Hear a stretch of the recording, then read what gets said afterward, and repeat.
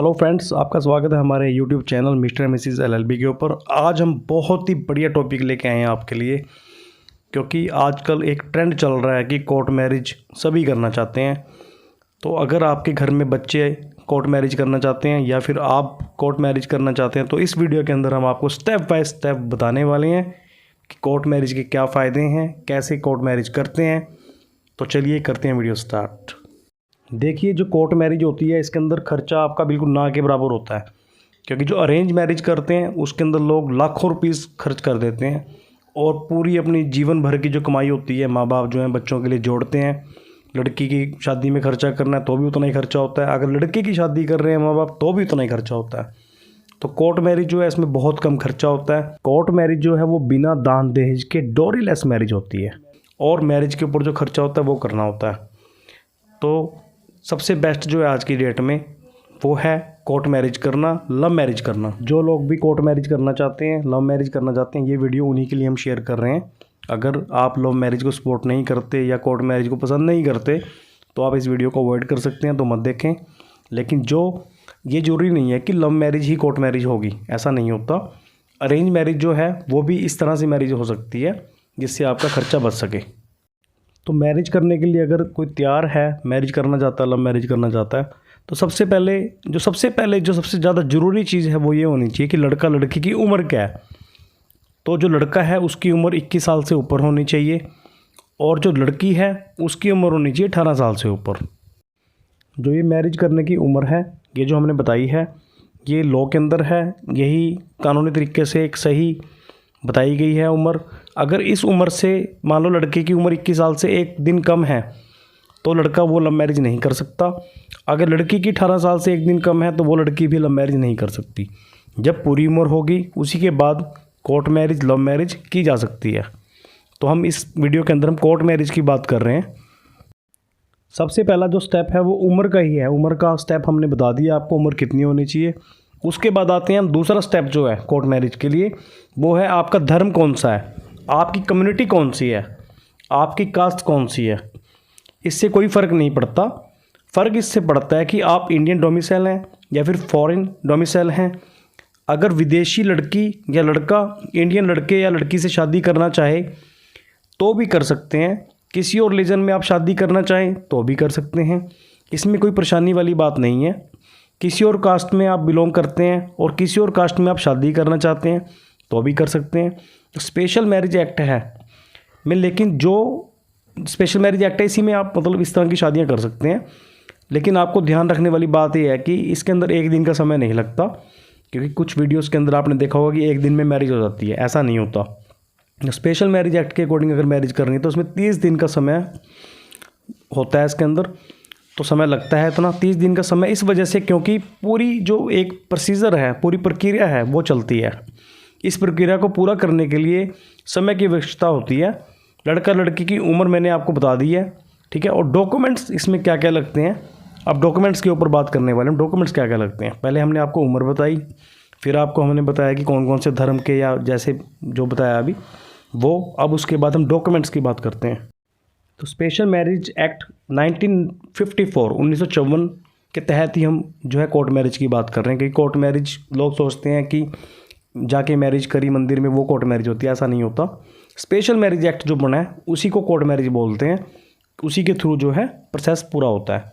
तो ID proofs की हम बात कर रहे हैं कि आईडी प्रूफ में क्या क्या लगेगा। एक तो जो है आईडी प्रूफ, एक एड्रेस का प्रूफ हो गया, ठीक है, एक एज का प्रूफ हो गया, जैसे आपका आधार कार्ड हो गया, ठीक है, वो आपका एड्रेस प्रूफ हो गया, ठीक है। आपकी 10th क्लास की जो मार्कशीट हो गई, या फिर आपका पासपोर्ट हो गया, या फिर बर्थ सर्टिफिकेट हो गया, वो एज का प्रूफ होता है। मतलब आधार कार्ड में भी एज लिखी होती है, लेकिन एज के जो ऑथेंटिक जो डॉक्यूमेंट्स हैं वो मार्कशीट है 10th की, पासपोर्ट और बर्थ सर्टिफिकेट है।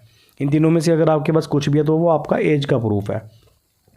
और जैसे आपका वोटर कार्ड हो गया, ये डॉक्यूमेंट्स आपके उसमें आ जाते हैं कि आपके आईडी प्रूफ्स हैं। आपका डॉक्यूमेंट जो है वो साथ ही साथ जो है आपका आईडी प्रूफ और अपना आपका जो पैन कार्ड है, या आपका पासपोर्ट हो सकता है, या आपका आधार कार्ड भी हो सकता है। तो ये आपको आईडी प्रूफ जो है वो डॉक्यूमेंट्स आप दोनों तरफ से लगेंगे, जो भी मतलब लड़का है उसकी तरफ से भी, लड़की की तरफ से भी। और जो बात करते हैं विटनेस की, तो विटनेस की तरफ से भी जो है डॉक्यूमेंट्स लगते हैं। जो विटनेस है इसमें 3 विटनेसेस की जरूरत पड़ती है। विटनेस कोई भी हो सकते हैं। जो विटनेस है उसकी एज डिपेंड करती है कि मतलब गवाह की जो एज है वो 21 ईयर से ऊपर होनी चाहिए, तो वो विटनेस ही वैलिड होंगे। और पासपोर्ट साइज़ फ़ोटोज़ लगेंगी सभी की। आपको एक बात और बता देते हैं कि जो ये स्पेशल मैरिज एक्ट 1954 है, इसमें हिंदू, मुस्लिम, पारसी, सिख, क्रिश्चियन किसी भी धर्म का जो व्यक्ति है वो किसी भी धर्म के व्यक्ति से शादी कर सकता है। मतलब लड़की अगर मुस्लिम है वो हिंदू से भी शादी कर सकती है, हिंदू लड़के से। अगर हिंदू लड़का हिंदू लड़की से शादी करना चाहता है या लड़के से शादी करना चाहती है, मतलब लड़का लड़की अलग अलग धर्म के हैं, तो वो आपस में शादी कर सकते हैं। इस एक्ट जो ये एक्ट है सभी इंडियंस के ऊपर अप्लाई होता है। अब बात ये आती है कि अगर कोई कोर्ट मैरिज करना चाहता है तो उसको क्या करना होगा, कहाँ पे जाना होगा। हमने डॉक्यूमेंट्स बता दिया, आपको एज बता दी, धर्म्स के बारे में बता दिया। हर एक ज़िले के अंदर भारत के अंदर एक मैरिज रजिस्ट्रार गवर्नमेंट ने अपॉइंट किया हुआ है, सेंट्रल गवर्नमेंट ने अपॉइंट किया हुआ है। तो आपको मैरिज रजिस्ट्रार ऑफिस में जाना होता है, ठीक है, या उसके बारे में पता कर लें आप कि आपके वहाँ पर कहाँ पर है, और वहाँ जाके पता करना होता है आप किस इलाके में रहते हैं, आपको बताना होगा। और वहाँ पे आपकी जुडिक्शन है या आपकी जुडिक्शन किसी और मैरिज, जहाँ पे मैरिज आपकी ये होगी वहाँ पर आपकी जुडिक्शन है। जैसे कि मेट्रोपॉलिटन सिटीज़ हैं, जैसे कि कोलकाता हो गया, दिल्ली हो गया, तो वहाँ पे अलग अलग ऑफिस बनाए गए हैं जुडिक्शन के अकॉर्डिंग, कि अलग अलग एरिया की अलग अलग जुडिक्शन बताई गई है वहाँ पे। तो वहाँ पे क्या होता है, सबसे पहला जो स्टेप होता है वो होता है कि नोटिस ऑफ मैरिज। मतलब ये नोटिस सर्व किया जाता है। Intention of marriage, intended marriage, मतलब आप शादी करना चाहते हैं, ऐसी एक सूचना देना कि हाँ ये कौन देगा, मतलब लड़का भी दे सकता है ऐसी सूचना, लड़की भी दे सकती है। जो सूचना जो है मैरिज रजिस्टर ऑफिस में देते हैं, और ये देने के बाद जो आपकी शादी है, जिस टाइम में आपने भर दिया, पूरा एप्लीकेशन फॉर्म टाइप का होता है वो आप भरेंगे। भरने के बाद में इसी नोटिस का पब्लिकेशन होता है। पब्लिकेशन का मतलब आपको पता होगा कि न्यूज़पेपर में पब्लिकेशन होती है, ऐसा कुछ नहीं है। ये पब्लिकेशन अलग तरीके की है। जो मैरिज रजिस्ट्रार ऑफिस होता है, ठीक है, तो वहाँ पे एक नोटिस बोर्ड लगा होता है, नोटिस डिस्प्ले बोर्ड बोलते हैं उसको। वहाँ पर इसे चिपकाया जाता है उस नोटिस को। इसी नोटिस को हम पब्लिकेशन ऑफ नोटिस बोलते हैं या पब्लिशिंग दी नोटिस बोलते हैं। ये आपका दूसरा स्टेप हो गया। तीसरा स्टेप होता है कि नोटिस क्यों चिपकाया जाता है, मतलब ऑब्जेक्शन मान लीजिए कि अगर किसी घर वाले को, किसी रिश्तेदार को या किसी पड़ोसी को, ठीक है, दोनों पार्टीज में से, लड़का लड़की में से, और पूरे इंडिया के अंदर से या कहीं से भी किसी को भी कोई ऑब्जेक्शन है इस मैरिज को लेके, तो वो वहाँ पे आके रिटर्न में ऑब्जेक्शन दे सकता है कि इन दोनों लड़का लड़के की मैरिज जो है नहीं होनी चाहिए। तो इस तरह के ऑब्जेक्शन देने की इसमें एक वो होती है कि जो मैरिज है वो वैलिड मैरिज कर भी रहे या नहीं कर रहे। फॉर एग्ज़ाम्पल, मैंने शादी कर रखी है और मैं दूसरी शादी करने के लिए पहुंच जाता हूं, ठीक है, और डाइवोर्स भी नहीं हुआ, और जो दूसरा स्पाउस है वो जिंदा है, तो क्या होता है कि जो दूसरा पार्टनर है वो ऑब्जेक्शन दे सकता है, या फिर कोई सोसाइटी का पर्सन ऑब्जेक्शन दे सकता है कि ये जो व्यक्ति है वो ऑलरेडी शादीशुदा है, तो ये शादी नहीं कर सकता, उसके प्रूफ दे सकता है साथ में। अगर इस तरह से कोई वैलिड ऑब्जेक्शन दे देता है 30 डेज़ के अंदर, जो 30 डेज़ का टाइम होता है ये आपको बता दूं मैं, जो नोटिस लगेगा 30 दिनों के लिए लगेगा, और 30 दिनों के अंदर कोई वैलिड ऑब्जेक्शन दे देता है, तब क्या होता है, तब जो है मैरिज जो है वो रुक जाती है और उस पर ऑब्जेक्शन आ जाता है अगर वैलिड ऑब्जेक्शन है तब।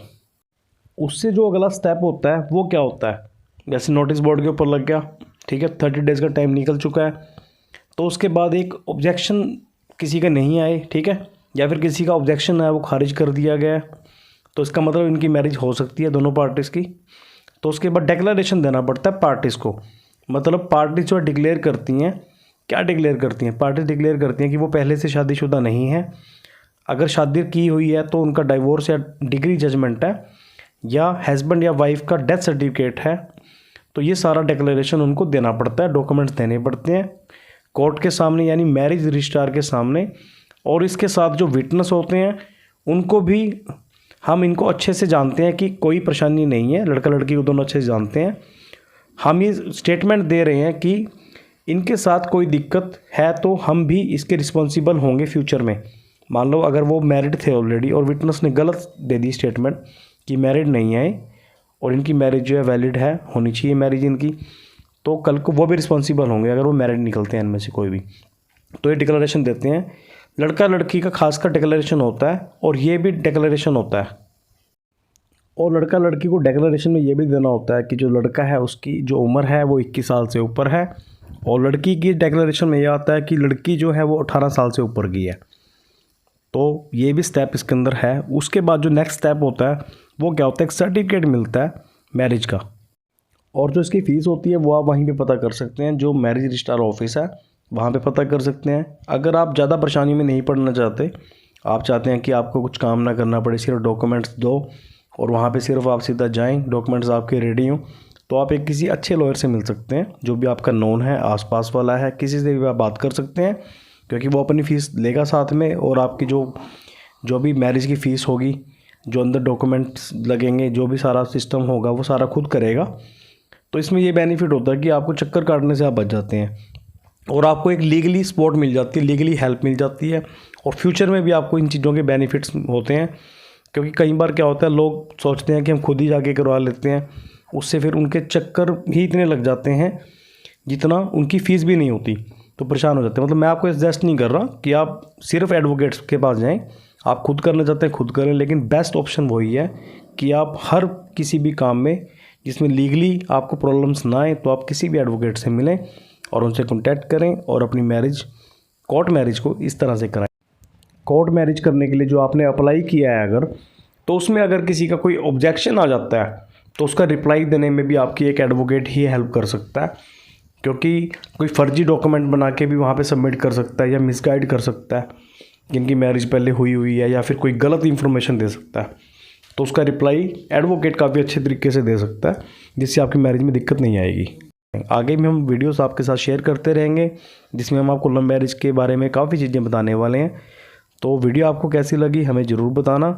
Thanks for watching.